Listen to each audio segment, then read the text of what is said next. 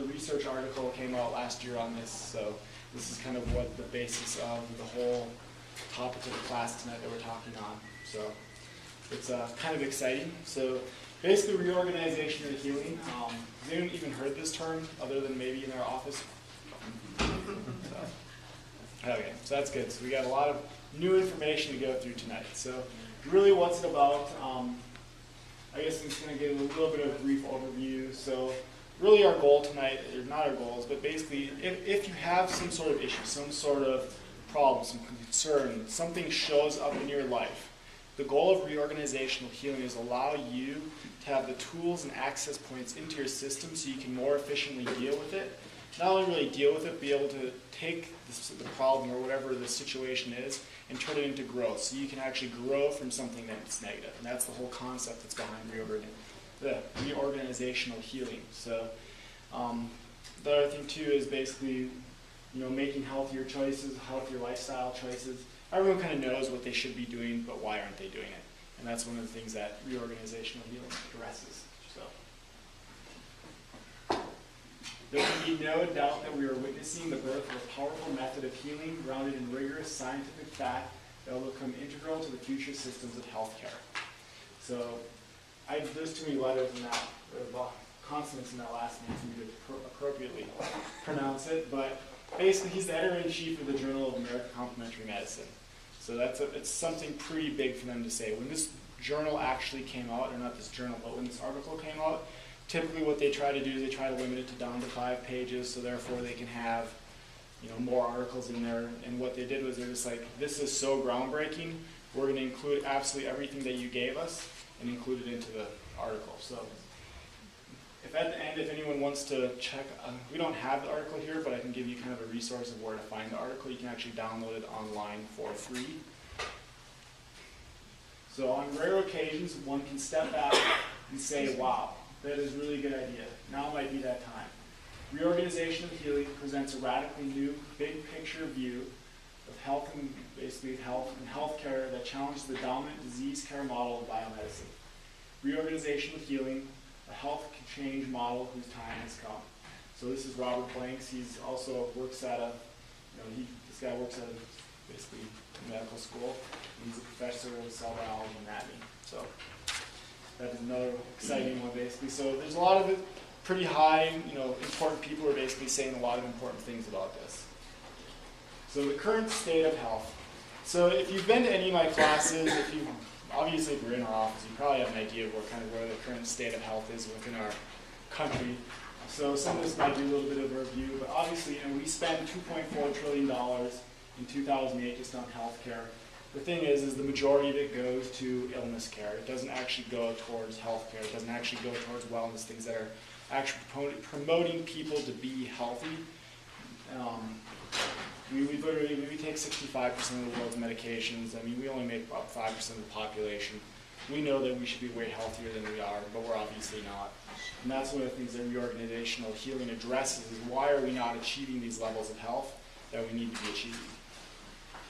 So nearly 1 in 2 Americans has a chronic medical condition defined as an illness that are prolonged, do not resolve spontaneously, and are rarely cured completely. So pretty much 1 out of 2 people are suffering from something that it's going to, according to the way the American medical, or not, basically the way our healthcare is set up, they're going to be dealing with that the rest of their lives. So to me, that's not acceptable.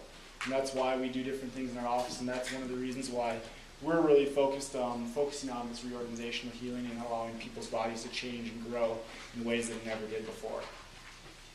So, estimated 90% of seniors have at least 1 chronic disease, 70% of them have 2 chronic diseases.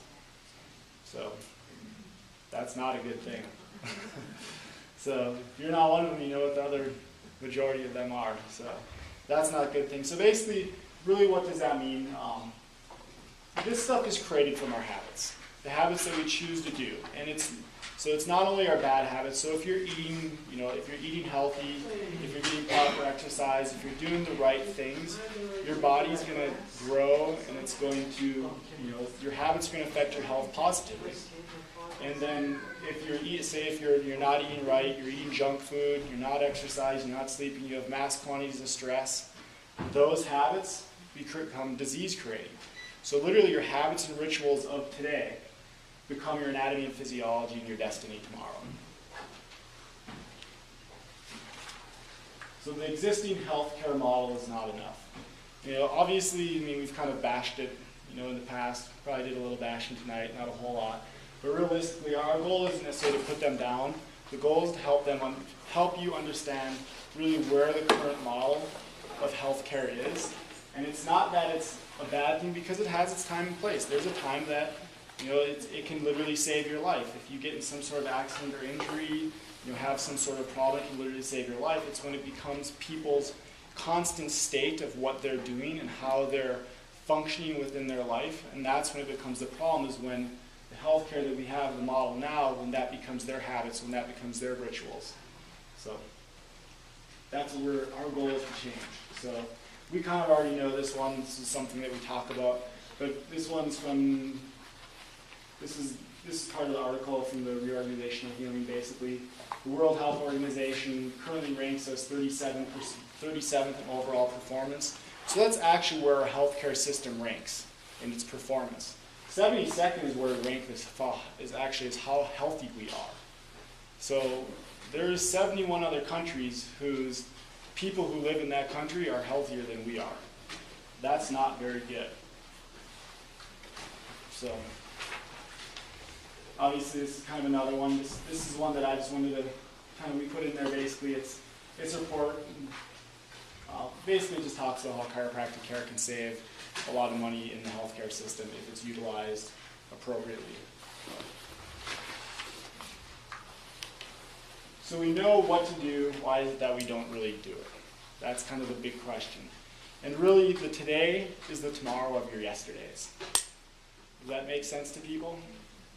So the today is basically, you know, today is the now. Today is where you really need to move forward. There's no longer a tomorrow in your concepts of what you're talking about. Today is when you need to make the change. Today is when you really need to start having these things change with your life, because tomorrow is no longer acceptable. Because if you're waiting till tomorrow, tomorrow becomes the next tomorrow, tomorrow becomes the next tomorrow, and therefore your old habits, the old way of you living your life, the way you've been living it, continues to be the current way you're living your life, which is the unacceptable way. So how many of you have made New Year's resolutions? I'm sure almost everyone's made them at some point in time. You know, at what stage do they start to slip? You know, when was it okay that, this isn't 100% of the time now I can make the exception on the weekends or, you know, special nights. You know, when did that start to slip? And then when did it slide even further down the slope to where it's, okay, well maybe it's sometimes during the weeks I'll try to do this, and then now I'm not doing it at all. And the thing I want you to ask yourself is, what was the difference at that time? What was different within your physiology? What was different with you? Like what happened that allowed you to make that decision? Why did you allow this to slip? Compared to something that you might have done in the past, where a New Year's resolution that you stuck with and you still continue to stick with. What was the difference between that? And those are things that I really want you to think about as a way to really start to understand how your body functions, how your own personality, how your own consciousness functions, so you can create change for yourself. Because something that might work for some person is not going to work for another person. So the goal with this is really to help you understand more about how you yourself function, so that you can create sustainable change for the future. So, reorganizational healing, the journey. So this is kind of where our goal. We're trying to go from the caterpillar to the cocoon to the butterfly. So we really want to create the change in our lives, so therefore we're not stuck in the same patterns that we've been stuck in. Create meaning within our life. So where is your focus? So it's really whatever your attention is focused on is really what becomes your life.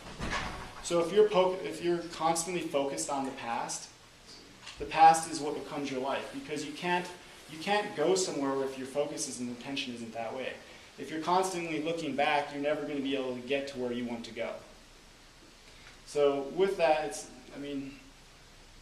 so are you focused on problems or are you focused on opportunities? Because the same problems that might have been your problems in the past, if you take that and you start looking at it differently, you can realize that the problems are actually signs and signals to you of how to create change within your life so you can grow from that. So with the restorative, basically restorative therapeutics is what we'll kind of call it. Really what they're focused on is they're focused on the pain, they're focused on the problem, they're basically focused on the past and where your body's at. It's not about the future and allowing the growth. And reorganizational healing is really focused on the growth and how to create your body to grow forward and just creating something new from a situation or problem.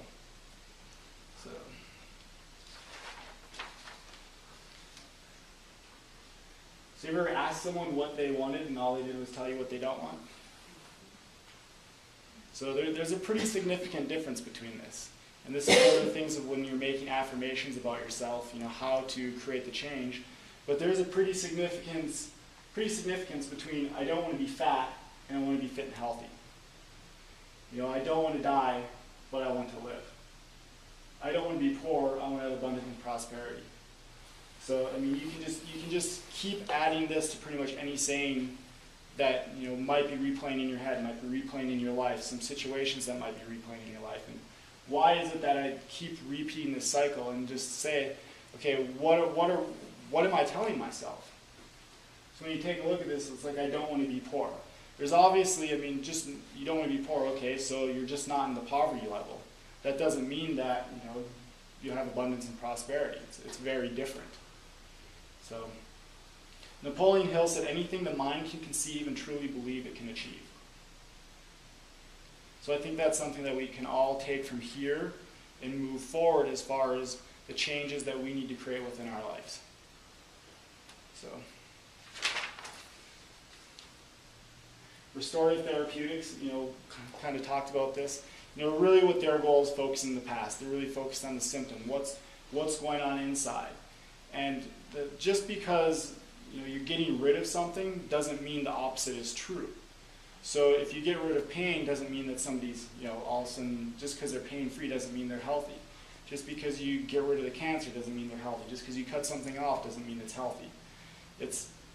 You're not creating health, but just by removing something. So, and what happens really within restorative therapeutics is when this becomes our habits, when this becomes our nature of how we deal with things, that's how we end up with the culture that we're living in today. Is basically moods and attitudes of all I want to do is get rid of this, I want to get rid of that. But no one really understands of what health actually is, how to move towards health, and how to get towards health. So, and once again, don't feel like I'm trying to say that this is wrong with the current health system. It's just that understand that it's very limited with what it's capable of doing as far as your whole health within your life. So here's just some common assumptions basically. They talk about kind of what's going on within someone's life. Basically something is disturbing the way a person is feeling in their life. The disturbance is wrong, it must be stopped. This is kind of the main thing that people focus on is like, okay, I have some sort of problem, something is going on in my life, I must stop this issue or whatever concern it is, as opposed to listening to it and say, hey, what wisdom is this issue, like what wisdom is this giving me? Say I have low back pain or something like that. What is this low back pain trying to tell me? As opposed to say, I want to get rid of this low back pain. I can cover it up in many number of ways, but maybe the low back pain is trying to tell you that your job sucks and then it's killing you. So those are things to take a look at. So by stopping the symptom of the crisis, the individual can resume as closely as possible to his or her previous actions or routines. What if their previous actions or routines sucked? It's like, why would you want to bring someone back to their previous injury state if what that state was is what led them to the injury in the first place? So you're really not ultimately solving the problem if you just bring them back to right where they were before the injury, because all it's going to ultimately do is allow the body basically to go right back into that injury. So that's what we want to try to avoid. So, I'm sure I'm going to go back because there isn't. So success is a return to the previous and familiar place. This is going to be something that's going to be very different compared to reorganizational healing. So the physical condition, the biomedical tests, the pathology, all of this stuff, it just continues to talk about what the negatives are, where it's at.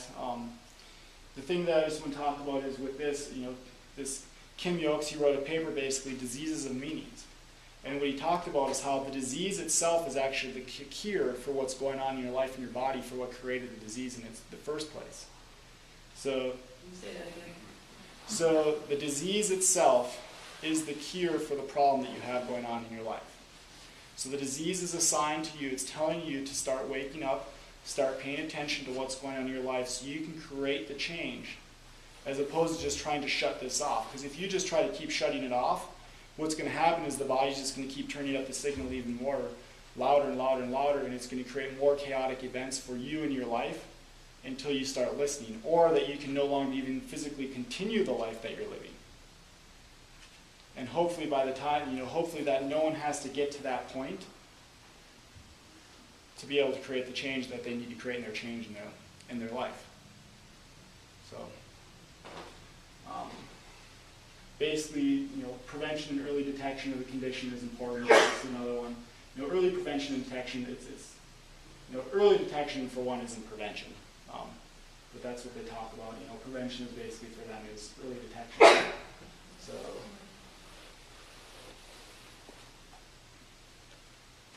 So what motivates people to seek restorative therapeutics? So what was going on in your life at some stage where you had some sort of condition, some sort of symptom, some sort of issue going on? You were like, I need a diagnosis, I need to have a name for this, I need to figure out exactly what's going on, and it literally consumed your life to try to figure out exactly what was going on so you can move forward within your life. What did that feel like in your system? Maybe some of you are still continuing to do that, but why? What's in your physiology that's telling you to do that, or why do you feel the need to do that? And that's just something I want you to start paying attention to. And really, symptoms help us focus on the inner world of what's going on within us, not from purely of a physiological, or not purely from a physical aspect, but also from a mental, emotional, psychosocial, and many of the other aspects that actually create health within someone's life. So, on to reorganization of healing and what it actually is. Basically, it's defined as an approach to healing and life which seeks to both optimize existing structures and fields of influence, bringing them into a more dynamic, aware, and responsive state, while producing new, sustainable, emerging properties which can assist in self-regulation, growth, and the evolution of the systems. So let's kind of break this down. We kind of break this down into the words that I highlighted. So basically, optimize, obviously within kind of restorative restorative therapeutics, their goal isn't to optimize. Their goal is just to kind of bring you back to that previous state. Reorganizational healing, the goal is to optimize your physical function, optimize your life in every single realm for what you determine is optimal. So dynamic basically is it's kind of opposite of static, more or less. Dynamic means constantly moving. So this can constantly change for you. Aware is obviously you're learning more. There's some sort of aspects that you're learning about. Responsive state, basically it's responsive, so it's changing in a positive way as opposed to reactive. So we're being reactive, then the body's just reacting to kind of what's going on in the environment. You're reacting to what's going on. I have this symptom, I have this problem. That's how I'm reacting, as opposed to being responsive to it and creating growth out of the problem and the issue that's going on. You're not returning to the previous state anymore. Definitely not recruiting. You might not even be returning to a place that's even on the map, that previous map that you had. So, and sustainable emerging properties, basically talked about kind of sustainability before. It's why we know what we need to do but don't really do it. So, reorganizational healing, basically, pain leads to change, but ultimately change in identity is what changes, is what leads to progress. So it's how you're identifying with what's going on within your life, how you're identifying with the different issues, the different symptoms. It's how you're viewing things that is ultimately going to allow your body to change, your physical expression, and your response to what's going on very differently. So just kind of as a couple examples with this one. The first one is they did a study and they wanted to figure out what was the #1 predictor of low back pain basically in men. They don't have any guesses of what it is.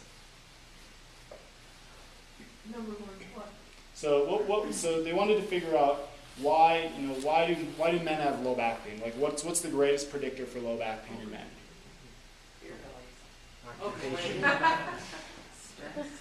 So you get stress, you got beer belly, what about like a damaged arthritic spine, like bone spurs, something like that? What about a disc herniation?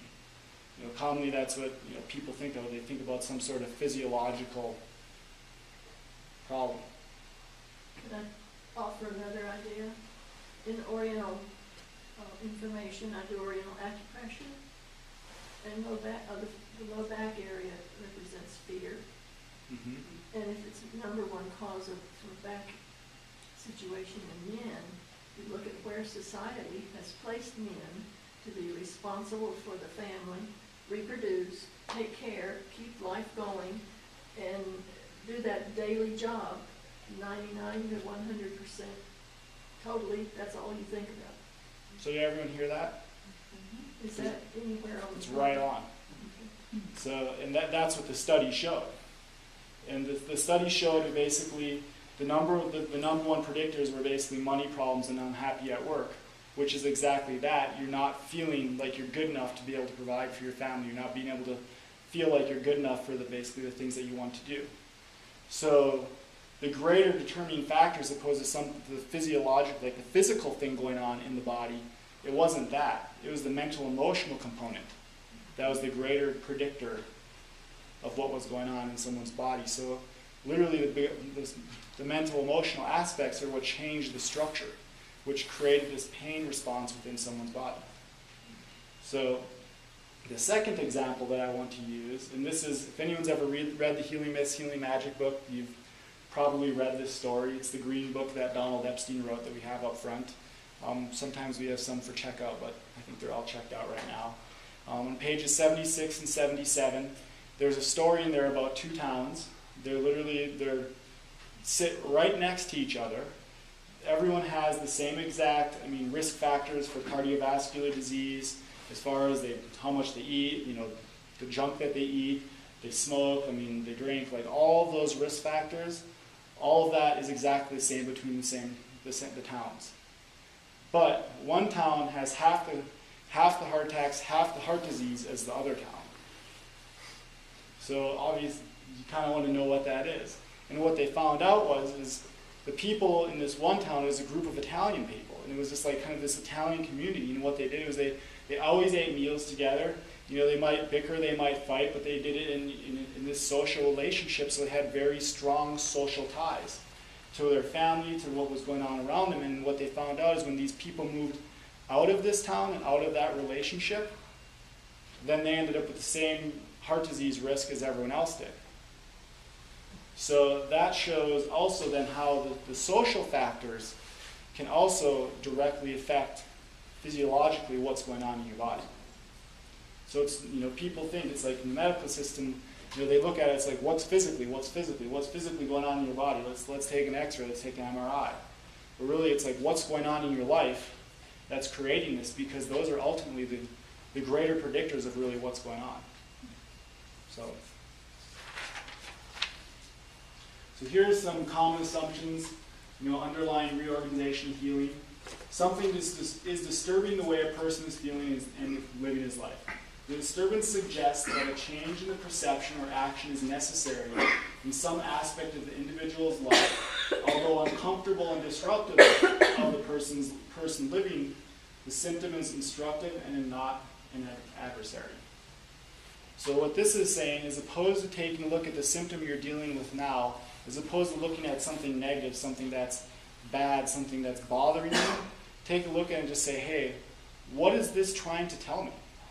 Is there some sort of information it's trying to tell me? Is it, am I actually unhappy at my job? Do I feel like I'm not enough with not making enough money?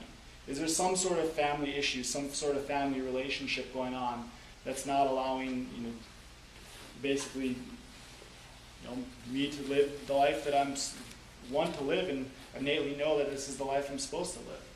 So as opposed to looking at something negative, you're looking at it something as positive. So the purpose of the symptom is adaptive to interrupt existing behavior patterns. So what it's saying is it's like the symptom is obviously it's going to kind of stir up your life. But as opposed to saying, hey, I just want to get back to my old life, let's once again just listen. Let's pay attention to what it's trying to tell me. So maybe it's, as opposed to trying to use whatever you're trying to use to shut off your life, maybe it's time to start connecting back in. So, and basically success is defined very differently here. So success is creating new, energy-efficient, emergent state, which is at a higher level of organization within the body, its consciousness, and one's life. It's very different than bringing you back to where you were. Don't you think? So, most often there's little correlation between symptoms, disease, and the internal experience of wellness or illness. So we'll get to that one a little bit more in just a bit. So, and then wellness, this is kind of goes back to more of what health and wellness is. So, when is your time, and basically, similar to what we asked the question for restorative therapeutics, basically, when was there a time in your life that, you sought reorganizational healing? And the thing is most of you probably didn't even know it was an option. But I want you to think about, was there a time in your life that some sort of symptom, some sort of condition, something even, like maybe something happened to you that allowed you to completely change directions in your life that you might not have gone otherwise? And what was that? What was that like? How did that feel different? It might have sucked at the time. You might have been thinking, why me? Why is this happening to me? What's going on? It's like, why doesn't this happen to somebody else? 5 years, 10 years, 20 years down the road, you see that this was a massive turning point for you, and you were able to take this negative thing and create growth and change out of it.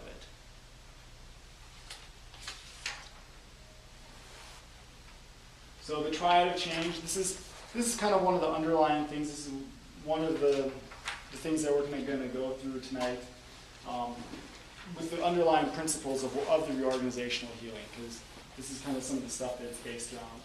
Perception, behavior, structure. Perception is basically your awareness of kind of your mental, emotional states, basically the meanings that you give to something. So behavior is basically your actions, your conscious, choosing directions of kind of what you're choosing to do. And then the structure, it's not just like, it is the physical structure within your body, and we'll get to, I'll explain that a little bit more about how actually the physical structure affects you, but also this is kind of like your schedule, the timing, the location, stuff like that within your structure and your system. When all of these are in congruence, it creates energy within the system. So when your perception and your structure align and you're creating the proper behavior, you're creating the life that you want to live, and that's going to give you energy as opposed to tear you down and break you down and give you problems. So the life force, the emotional, the mental, and spiritual, those are more of the energetic intelligences that kind of surround you. You can kind of pull those in. And that's might be not this slide, but it'll be the next slide after that. So the seasons of influence. So Donald talks about these as the sacred seasons, basically. There's 4 sacred seasons. There's really 3 main ones within this, and kind of the 4th one, integrate, is kind of, it's an access point and kind of into the rest, more or less. Similar to kind of how, when you take a look at this, where you got the triangle here, you got kind of the awaken, the integrate. The integrate is basically the center of the triangle, when you take a look at that, because it's what allows you to jump between the two. But what this is you have these seasons more of influence. It's a way to basically support yourself, to learn more about yourself, to learn how you're functioning, how you're thinking about yourself, how you're thinking about your life, how you're thinking about your, how basically literally what you're thinking, your mental, emotional state, stuff like that. So discover is basically much more of a reactive type state. You're thinking, okay, why me? Why is this happening to me? You're trying to avoid something. You're trying to avoid pain. You're trying to avoid different things. And pretty much all you're doing is you're living your life in avoidance. Transform is much more of an adult type energy, in the sense that it's it's creating change. Your goal is like, okay, I'm going to create change, I'm going to move forward, I'm going to make this happen. So, and then the awakened one is much more of an elder type presence, where you're much more in a state of being, where you're okay with where you're at, and it's not a matter of, I'm okay where I'm at because I'm defeated, so I've accepted where I am. I'm okay where I'm at because I'm grown to such a place that I'm able to experience the world, I'm able to experience everyone's gifts that they bring to the world, and be able to experience it for what it is, as opposed to you not feeling good enough. So, the intelligences. So this is where there's a lot of work kind of coming out with subtle energies. There's 5 different intelligences. Each one kind of has an upper and lower. Basically, the bioenergetic intelligence is kind of the one that's closest to the body. And then you get into the emotional, the mental, then the soul, the universal spirit. What those are is, you might have heard Dr. Leah, if you've been to the level 2 class, talk about biofields. And they used to define them as biofields, but then they said, it might not be the most appropriate term, because we know these fields exist. We can measure them, we can check in them, and they used to think the biology is what created the field. Now what they're actually what they're learning more so is that the biology doesn't actually create the field, that the field is there and the biology grows into it. So as opposed to the hardware creating this helps decide how your hardware is running in your body, from a mental state, based on emotional state, physical, spiritually. So all of these things are just basically helping your body to decide where it's going to try to put these things, and from there, that's where your experience comes from. And this is where a lot of the growth and stuff is happening. Basically, the main thing is, I just want you guys to be aware of that it's in existence, and that it's something that you can ultimately utilize as a tool for growth within your life. So, Reorganizing Health. So this is, it's actually pretty, I won't say really old paper, but it's, as far as research or articles go, it's an older paper just because it came from 1995. But this is one of the articles that really helped change the direction of network spinal analysis and kind of change the direction of health, which ultimately led to more of the reorganizational healing that Donald Epstein has put together. What they did is these medical doctors, basically PhDs, what they did is they put together this kind of list and symptoms, kind of where someone's, basically physical, where they're at, and then kind of the quality of life with kind of these factors in between. So when you take a look at this, you can kind of break it down if you really want to, and just kind of, read it and just kind of read it for what it is. But the main thing I just want you to kind of take a look at is, this is much more symptom-based. This is much more the medical model, where they're trying to analyze, you have this biological factor, you have high cholesterol, you have high blood pressure, you have all these different things. This side is the overall quality of life. What's somebody's life actually like within this system? Is it something that's positive? Is it something healthy? Is it something that this person's enjoying?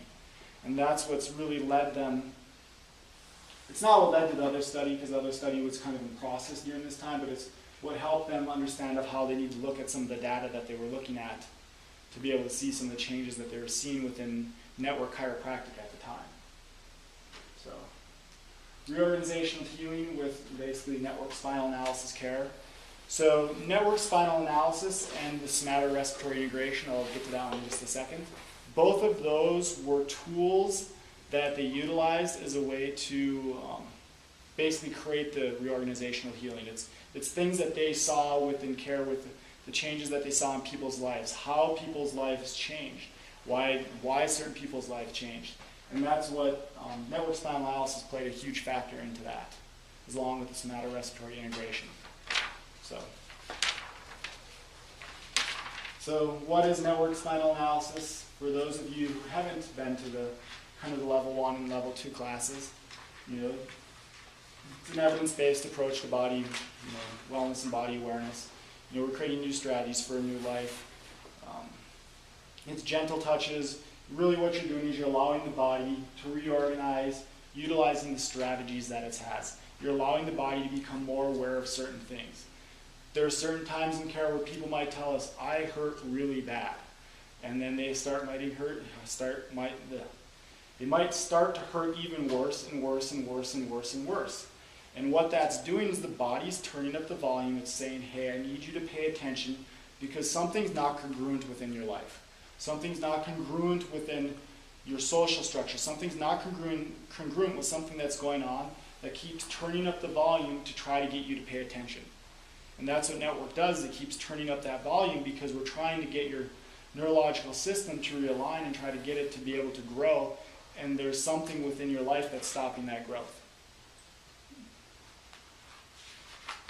So 2 unique healing waves developed. You got the somatopsychic wave, you have the respiratory wave. Both of those waves suspend the physiological anchors within the system. This is actually Donald Epstein, for those of you who haven't seen him before. And both the waves are released with spontaneous release of spinal and life tensions and used for existing tension as fuel for spinal reorganization. So, practitioners combine their clinical assessments, basically, self-refinement, patient self-assessments with wellness and life changes, basically greater self-awareness and conscious awakening of the relationships between those. That's a lot going on when someone's on the table, and knowing what's going on. So somatorespiratory integration, for those of you who haven't heard it, this is the 12 stages of healing. There's the 12 stages of healing book itself, and then there's actually a new workbook that just came out the end of December, actually beginning of December, that goes through the sacred seasons, goes through the energetic intelligences, kind of goes through everything that I'm going to talk about tonight basically, and it incorporates in how to utilize it within your life and how to actually use those as ways to create change within your own system. So somatorespiratory, basically somatos, body, respiratory is basically breath, breathing. It's also designed, once again, to really allow you to create the awareness within your system. It's designed, it's basically a tool to add onto network. They're basically both independent, but they really both come together to really drive the system to newer and higher levels. So you're creating greater conscious awareness of different aspects of the body, different breathing within the body. So your body can create even more change, become more aware of the system, create greater perception. So therefore your body can create the change in the structure and ultimately create change the behavior, which is that sustainable change. So posture or posturing. So I talked a little bit about, I guess before, about the physiological anchors in the system, how that's kind of determining how someone's body's moving through. So with this, our posture both globally and in particular in regions of the spine reflects our thought and emotional, our beliefs and our attitudes. So our posture literally reflects that. So some people might think, well, how does my posture relate to my mood, my attitude? And so I'm just going to kind of have you guys do an example right now, because I can see some people are just kind of, they get the smirks on their face, and it's understandable because they don't understand it yet. So what I want everyone to do right now is basically, get angry. Feel anger within your body. I want you to physically do that. You can stand up, you can move around. So actually I'll have everyone stand up. You can stand up, we get to participate. So what I want you to do is, if you were angry, what would your body feel like? I want you to think of a time when you're angry, and I want you to get your body, get your mind, get your state into that presence right now. And what I want you to do is I want you to pay attention to where you're storing attention within that system. And now, so now I want you to double the intensity. Make a noise if you need to make a noise. And now I want you to shift your state to a state of joy, celebration, or ecstasy. So what are the changes that people are noticing there? So you can go ahead and have a seat again. So what did people notice the difference from when they were angry, upset, mad, compared to the joy and the ecstasy? The knees locked up. Mm-hmm. So that's what our project is. Mm-hmm. I didn't breathe so good when I was angry. Exactly. So what are some other changes? Typically when someone gets angry, they kind of start hunching over like this. They tighten up the shoulders. They tighten up different areas of their body. They get into this kind of protective stance like this. And when they start feeling joy and celebration, they start going like this. Their heart center starts opening up. They start, exactly, they soften. So that's how your spine, literally your spinal posture, how that creates the motions within your system. I mean, think of someone who's like this. You can't possibly even get a state of anger if you're like that. It's just not possible. I mean, you laugh because it starts to resonate. It starts to make sense that, you know, how your body is. And Candace Pert did research with Donald kind of back in the 90s with some of this, and with some, you know, compounding in a lot of the research she did. And what she showed was basically the tone and the tension basically on the spinal structures and on the base of the neuron, like the neurons and stuff like that, change actually the affinity for different receptors within the body. So what that does is it might change the receptors, so whatever molecule might make you happy, you're going to be more, it's going to change those receptors for that, and it's going to, because it's changing the tone on the spinal cord itself, from going to a state like this to going to a state like this. And that's why Donald talks about how your greater range of motion creates a greater range of emotion. Because as your spine and your body becomes much more flexible and movable, it allows you to have that much greater growth and greater change and greater experience within your life of the different emotions and what you're actually feeling, as opposed to just being locked. And the talk about with posturing basically is, say you're trying to kind of defend yourself. Say you're trying to, you know, say you're trying to make a point to someone. You know, you might get into kind of that like defensive posture, and that's really what posturing is. And the problem that, you know, we see within people is when it gets locked in that state. You know, what are your primary adaptative strategies? So are you someone who typically kind of gets shut down like this, or you try to get angry? You know, this is how, you know, I'm sure everyone's dealt with those people. It's like they just get angry. It's like they, as opposed to them explaining themselves well, they might just get angry. Or some people might get really defensive like this, or some people they might just, you know, try to ignore the situation. It's those underlying postures and patterns that we see in people's spines, and that's why someone might come in and I might, you know, feel their spine, and it's like, were you having this? You know, did you have a bad day at work, or did you have a fight with someone? And that's how that stuff starts to make sense. So basically, it's when we get away from our anchored sense. So I talked a little about our anchored sense of, you know, our anchored sense of who we are, that we actually start to experience joy, elation, and basically the sense of awakening. So it's once we get rid of those underlying tension patterns, kind of how we've learned how to define ourselves. So and that's where, when the wave moves through those areas, the wave literally suspends those anchors and those tension patterns you have towards those postures. So that, you know, those underlying tendencies you have to have those certain emotions and certain tendencies to respond towards certain things, the wave shuts that down, or doesn't shut it down, it basically suspends it and allows you to access those higher centers within your brain. And that's what the MSA and the SRI really offer you is strategies to be able to increase that within your life and utilize that within your life.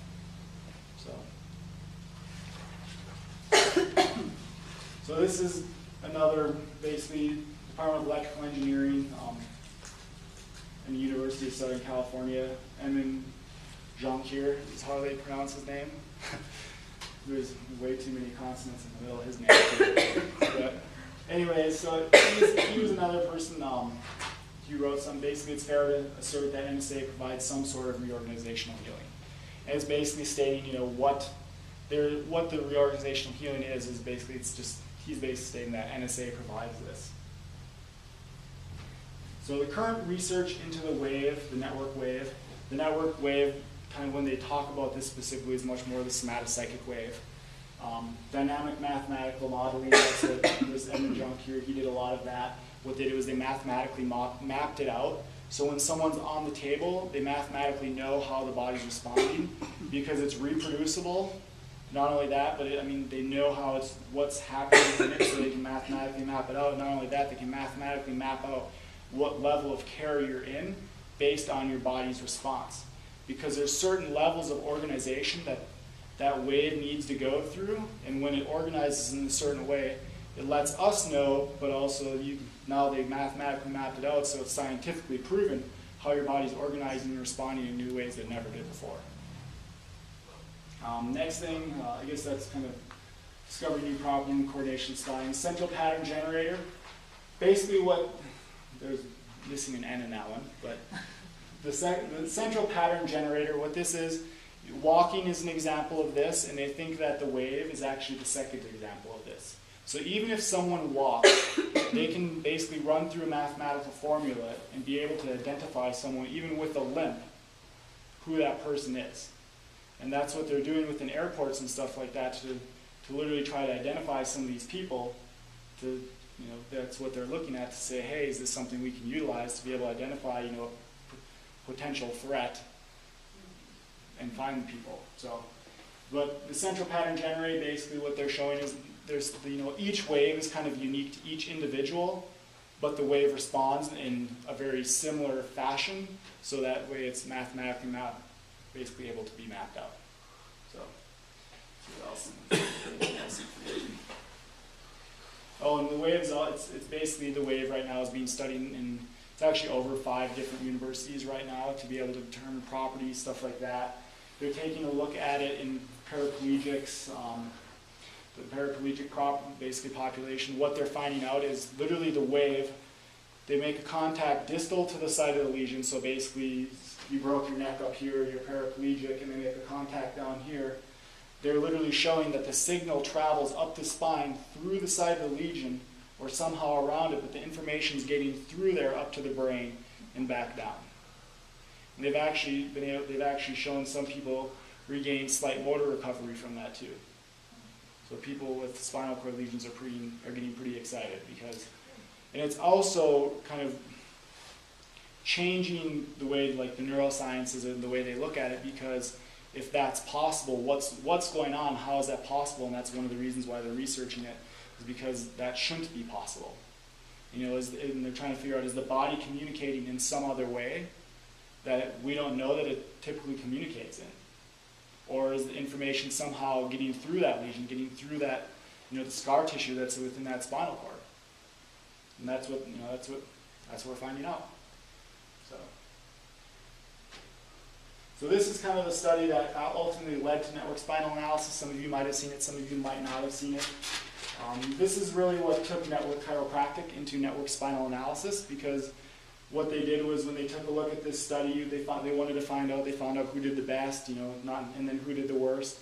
And then what they did is they tried to create it reproducible, so therefore they created the levels of care within network after that, which is what ultimately led to network spinal analysis. But what does this look like? So basically you have your physical state, your mental state, your stressors, your life enjoyment, your stress indicators. Basically all of this is what creates kind of your wellness coefficient, or you're kind of where your wellness is at, where you feel you're at, your level of health, how you're doing. That's what they measured there. So they didn't take a look at it, and that's what, I guess back to the other study that I was talking about, how it kind of led them in the direction of what they went with this research, because this, I think, came out in '96. And what they did was they wanted to take a look at it a little bit differently, because all the research up to that time was always looking at, problems. How does it influence, heart disease, cholesterol, different things like that. And it's like, okay, well, let's take a look at wellness things. Let's take a look at positive health lifestyles to see how chiropractic or network spinal analysis actually affects that. And these were, and this, just to explain this even more, but basically, this is healthy lifestyles right here. So someone who, they exercise, they do yoga, they don't smoke, they're eating right, food nutrition, stuff like that. Those are choices that they've made. And what level of, say you're making positive, healthy lifestyle choices, what effect is making those positive, healthy lifestyle choices actually affect your experience in your life and how healthy you are? And that's what they looked at. And when people make these changes, there was, basically a 0.22% change into the level of wellness and the level of health that somebody had. So what they did was they took a look at network chiropractic, and when they took a look alone at that, literally it was 0.429. So it was literally double. So just being under network care literally doubled someone's wellness ability. So their enjoyment of their life, their less pain, increased, basically would increase pretty much almost the majority aspects of their life. But when they added in network spinal, basically network chiropractic with the healthy lifestyles, it tripled somebody's level of wellness. Because I'm sure, when you just take a look at healthy lifestyles alone, it's like I know plenty of people who they eat really well, but they're miserable. You know, or someone who they might go meditate, but all they're doing is just avoiding everyone else. So there's definitely, they're not really growing, they're just finding new ways of shutting themselves down. So this is what more of kind of what the study was. There's 2,800 subjects basically. The direct effects on NSA, this is what it did is it changed the physical, the mental, emotional, the life, enjoyment, stress-related domains. And then here are the indirect effects.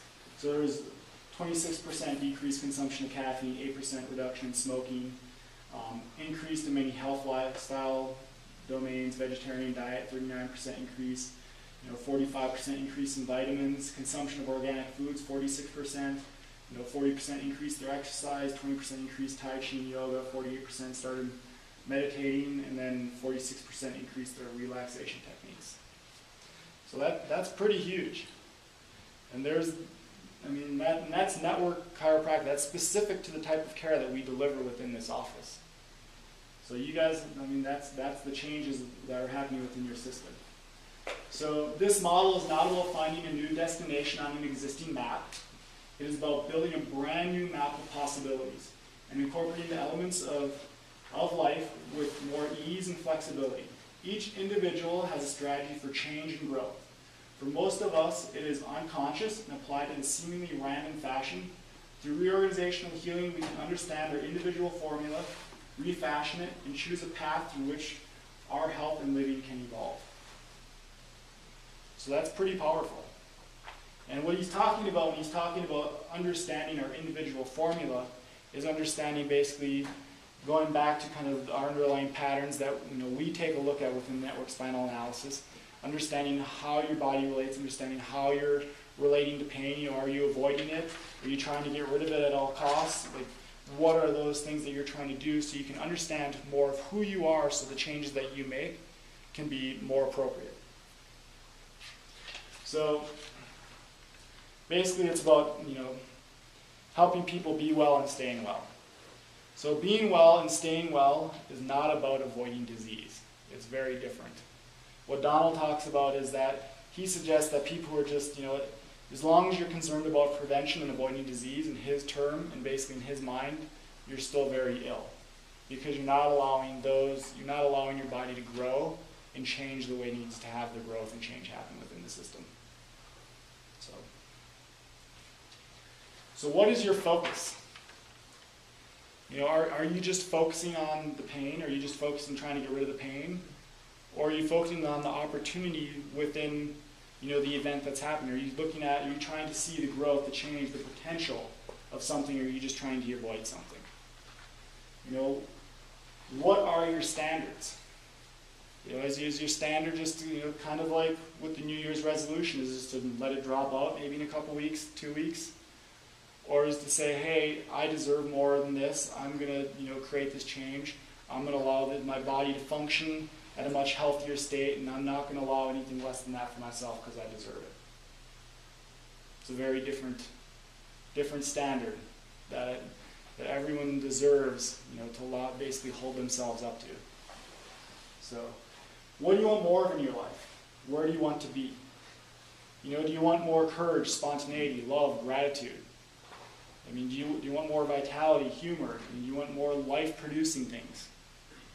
I do. And that's what reorganizational really allows you. How are you going to get there? And reorganizational healing allows you that map to get there. And it might redraw your map even too, kind of what we talked about. And the thing just to kind of be aware of is basically your past patterns or perceptions, your behavior, and your structure has become your anatomy and physiology of who you are sitting here today. So basically all of your past events have led you up to where you are today. So, your new habits begin with today, what we talked about before. Today is the start of the change. Today, there is no more tomorrows, it's today. Start creating the change, start creating the life that you deserve to live. So, thank you guys for coming. Hopefully you learned a little bit about yourself.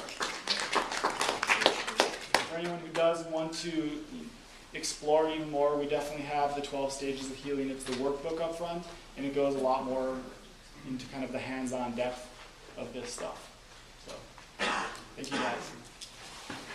Thank you.